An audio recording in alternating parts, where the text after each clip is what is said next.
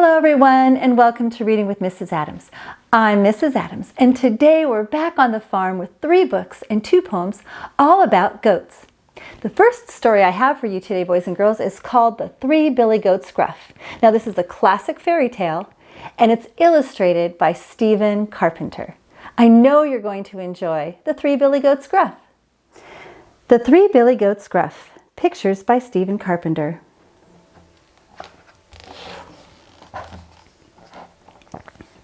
For my son Tad, one of our favorite bedtime stories when you were younger, SC.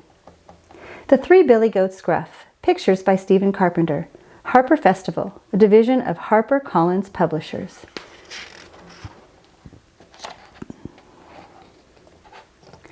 Once upon a time, there were 3 billy goats, and the name of all 3 billy goats was Gruff.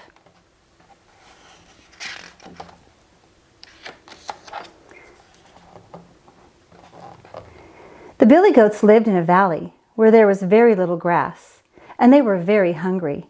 They wanted to go up the hillside to a meadow of green grass and daisies, where they could eat and eat and eat and get fat. But on the way up, there was a bridge over a river, and under the bridge lived a mean and ugly troll.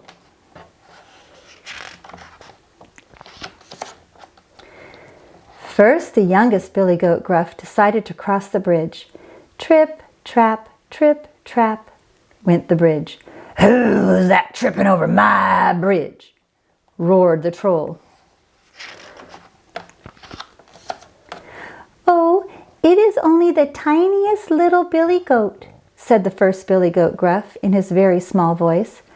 "I'm on my way up the hillside to make myself big and fat." "No, you're not," said the troll. "For now I'm gonna gobble you up." "Oh, please, don't eat me. I'm too little. Wait for the second billy goat. He's much bigger." "Well then, go ahead," said the troll.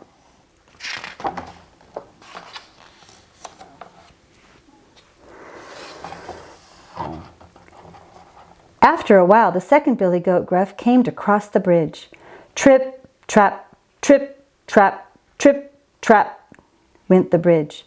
"Who's that tripping over my bridge?" roared the troll.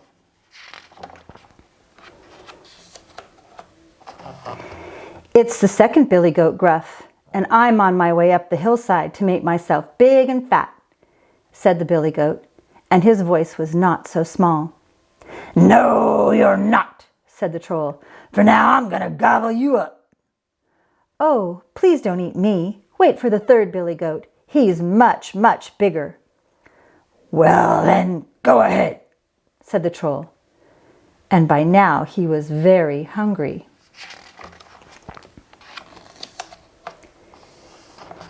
Just then up came the third billy goat Gruff.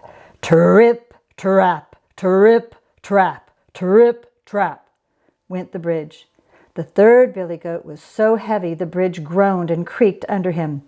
"Who's that tramping over my bridge?" roared the troll. "It is I, the third billy goat Gruff," cried the billy goat, and his voice was as big and loud as the troll's. "At last," said the troll. "Now I'm gonna gobble you up." "Well, come along," cried the third billy goat Gruff.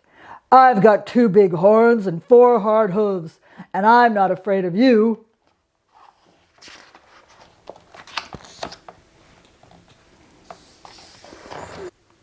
So up climbed that mean, ugly troll, and the big billy goat butted him with his horns and stomped on him with his hooves and tossed him off the bridge and into the river below.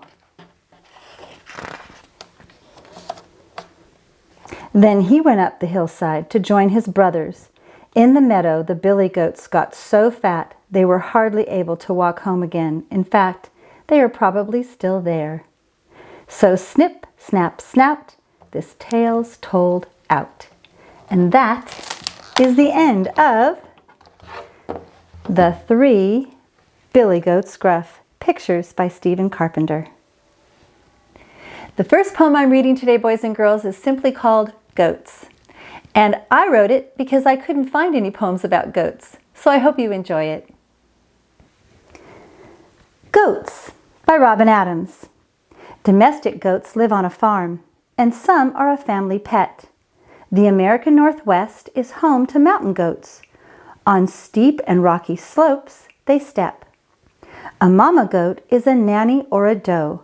Buck or Billy is the dad. A baby goat is a kid, whether a lassie or a lad. The second book I have for you today, boys and girls, is called Goats. This is a My Incredible World picture book, and it's all facts about goats. So informational text, and I know you're going to have fun with goats. Goats, a My Incredible World picture book.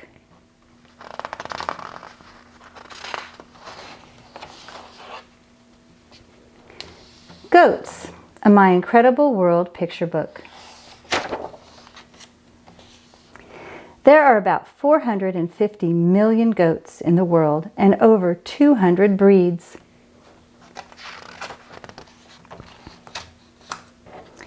There are two types of goats, domestic and mountain. Domestic goats live on farms or as pets all over the world.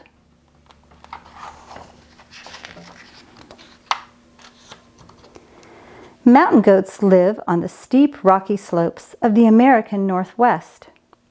Goats were one of the first animals to be domesticated by people.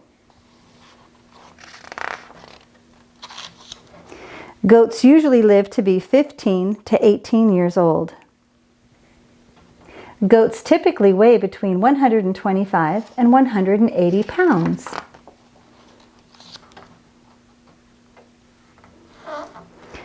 Goats are social animals and live in groups called herds. Goats are herbivores, which means they only eat plants.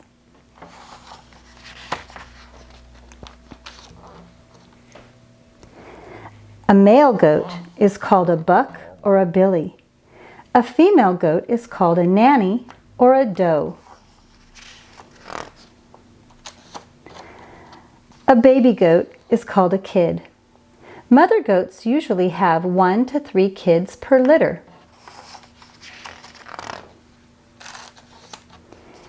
Kids can stand up and walk within minutes of being born. Goat's fur can be a wide variety of colors and patterns.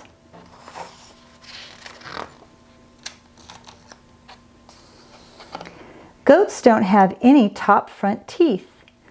Goats are excellent climbers.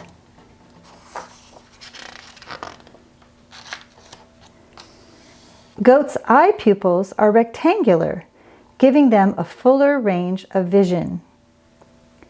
Goats have a great sense of hearing and can move their ears toward sounds.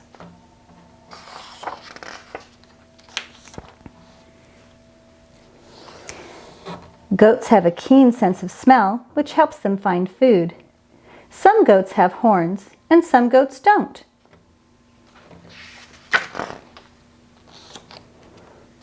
Goats are incredible. And that is the end of Goats.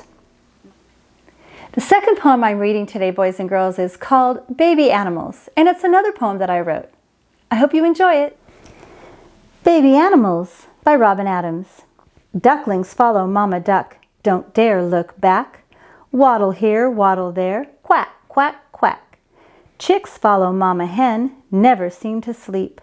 Peck, peck here, peck, peck there, peep, peep, peep. Kids follow Mama Goat, eating meadow grass. Frolic here, frolic there, ma, ma, ma. The third and final story I'm reading today, boys and girls, is called The Greedy Goat. This is a delightful story written and illustrated by Peter Horacek.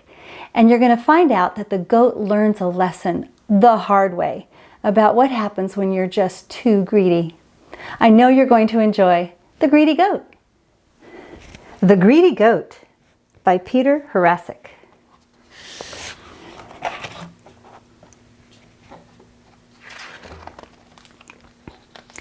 To Allison with Love, The Greedy Goat by Peter Horacek.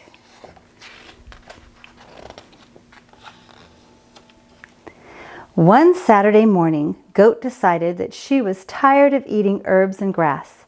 She wanted to try something new.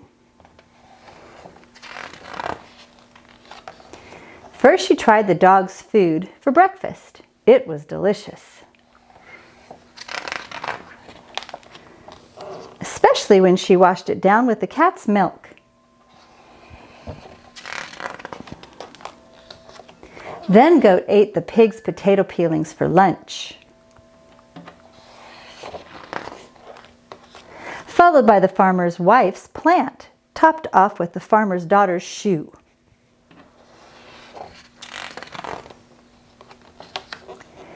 That evening, she thought the farmer's underpants looked like a tasty supper. Soon Goat didn't feel well. She turned red, blue, yellow, and green. She went to lie down. Meanwhile, her greediness had been noticed. "Where is my food? Where is my milk? Where are my potato peelings? Where is my plant?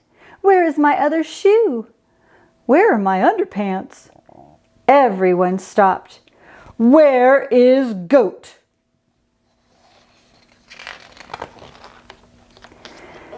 Goat wasn't well at all. She was sick all day Sunday. On Monday, her eyes stopped rolling. On Tuesday, her tummy stopped rumbling.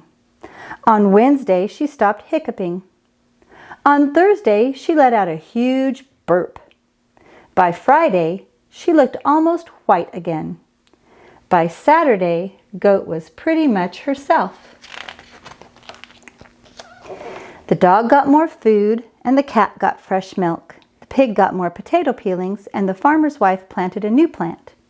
The farmer's daughter needed new shoes, and the farmer never found his underpants. But at least Goat was well again.